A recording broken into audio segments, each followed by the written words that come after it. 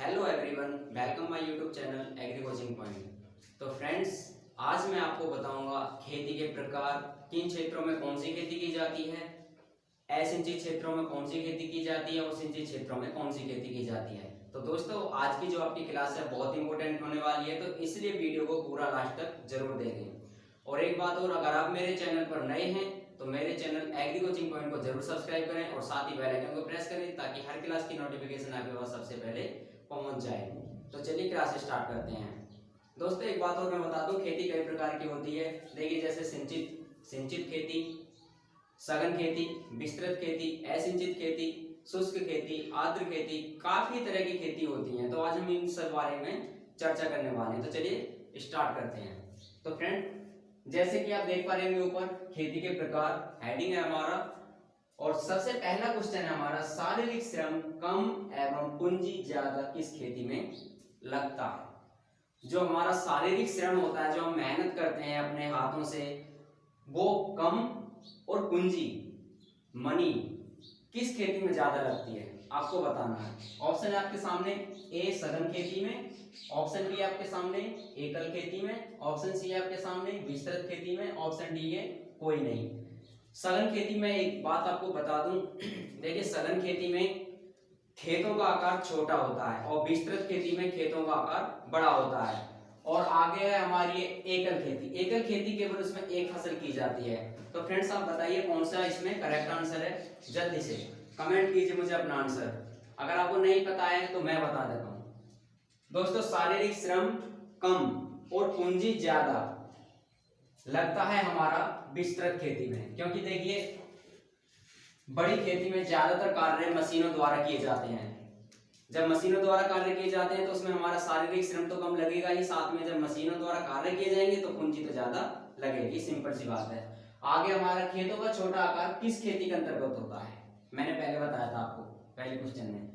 तो दोस्तों, option A आपके सामने शुष्क खेती, ऑप्शन बी है फसल चक्र खेती, ऑप्शन सी है सघन खेती, ऑप्शन डी है ये सभी। तो दोस्तों, खेतों का जो छोटा आकार होता है वो होता है हमारा सघन खेती में। सघन खेती, जैसा कि नाम से इससे स्पष्ट हो रहा है, सघन खेती यानी कि खेतों का आकार छोटा होना। इसमें खेतों का आकार छोटा होता है, पूंजी भी कम लगती है, लेकिन हमारा शारीरिक श्रम अधिक लगता है। तो फ्रेंड्स, तीसरा क्वेश्चन है आपका, अधिक वर्षा वाले क्षेत्रों में कौन सी खेती की जाती है, जहां पर वर्षा अधिक होती है। ऑप्शन ए है दोहरी खेती, ऑप्शन बी है वाणिज्यिक खेती, ऑप्शन सी है आर्द्र खेती, एंड ऑप्शन डी है फ्रेंड्स शुष्क खेती। तो फ्रेंड्स, बताइए जल्दी से, अपना कमेंट कीजिए आंसर। अधिक वर्षा वाले क्षेत्रों में कौन सी खेती की जाती है, मैं बता देता हूं आपको। अधिक वर्षा वाले क्षेत्रों में खेती की जाती है आर्द्र खेती। जैसे दोस्तों, मान लीजिए एक उदाहरण देता हूं, जैसे धान है, ये ज्यादा पानी चाहने वाली खेती है। तो जहां पर अधिक वर्षा होगी वहां पर फार्मर्स यानी जो किसान है वो धान को ही लगाना पसंद करेंगे, वहां पर गेहूं नहीं लगा सकते हैं। इसलिए हमारे भारत में भी कुछ राज्य ऐसे हैं जहां पर केवल धान की खेती की जाती है, जैसे बिहार, वहां पे धान की खेती सबसे अधिक की जाती है, क्योंकि उधर की जो जलवायु है वहां पर थोड़ा सा जो वर्षा है वो ज्यादा होती है, तो इसलिए वहां पर धान की खेती की जाती है। आगे है, किस खेती में सिंचाई नदियों के पानी से की जाती है। फ्रेंड्स, वो कौन सी खेती है जिसमें सिंचाई केवल नदियों के पानी से ही की जाती है। ऑप्शन है आपके सामने सिंचित खेती, ऑप्शन बी आपके सामने शुष्क खेती, एंड ऑप्शन सी है फ्रेंड्स आर्द्र खेती, ऑप्शन डी है सघन खेती। दोस्तों, मैं आपको बता दूं, जो नदियों के पानी से खेती की सिंचाई की जाती है वो है हमारी सिंचित खेती। आगे है, जिन स्थानों पर 50 सेंटीमीटर से कम वर्षा होती है वहां कौन सी खेती की जाती है। जी हाँ दोस्तों, जहां पर 50 सेंटीमीटर से कम वर्षा होती है वहां पर कौन सी खेती की जाती है। ऑप्शन है आपके सामने मिश्रित खेती, ऑप्शन बी है बहुफसली खेती, एंड फ्रेंड्स ऑप्शन सी है आपके सामने शुष्क खेती, एंड ऑप्शन डी है ए और बी दोनों, यानी कि मिश्रित खेती भी या बहुफसली खेती भी। दोस्तों, मैं बता दूं, जिन स्थानों पर 50 सेंटीमीटर से कम वर्षा होती है वहां पर की जाती है शुष्क खेती। जैसा कि अभी पहले मैंने ये अधिक वर्षा वाले क्षेत्र में बताया था सिंचित खेती, और दोस्तों कम वर्षा वाले क्षेत्रों में होगी शुष्क खेती, कम पानी चाहने वाली फसलें।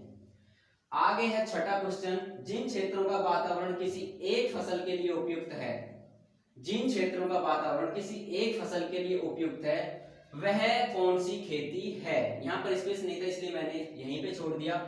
आगे है इसका पूरा क्वेश्चन है ये, जिन क्षेत्रों का वातावरण किसी एक फसल के लिए उपयुक्त है वह कौन सी खेती कहलाती है या है। तो ऑप्शन है हमारा ए शुष्क खेती, ऑप्शन बी है एकल खेती एंड ऑप्शन सी है फ्रेंड्स झूम खेती, ऑप्शन डी है रोपण खेती।